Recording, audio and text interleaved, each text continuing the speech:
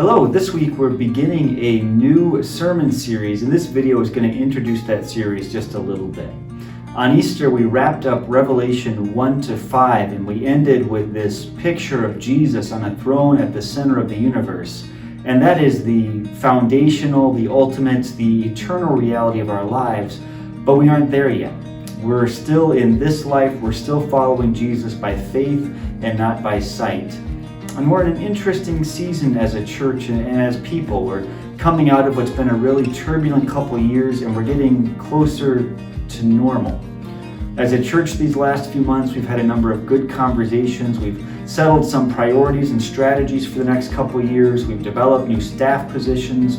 Our worship services and our ministries are getting back to normal.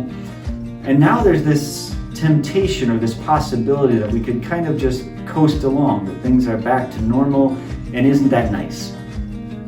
But that's not really what the Lord calls us to. He doesn't call us to coast along, but to be continually growing in Him. And so we're going to spend this coming month, the month of May, we're going to spend some Sundays working through Luke chapter 9. Luke 9 is a transition point in in Luke's gospel about Jesus. In this chapter, Jesus moves His disciples closer to Him. He shows them more about who He is and what God's plan is, what He has come to do to save us and to transform the world. And Jesus also challenges and empowers and encourages His disciples to take on more of His work of ministry, to go out and proclaim the good news and bring healing to the world. Miracles and revelations happen in this chapter. We see a growth in faith and work among the disciples.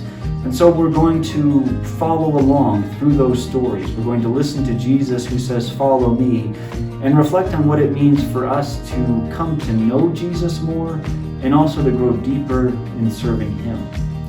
For this series, I'd really appreciate it if you could commit to reading through Luke chapter 9 every week. Leading up to every Sunday in May, it'd be great if you could read through this chapter.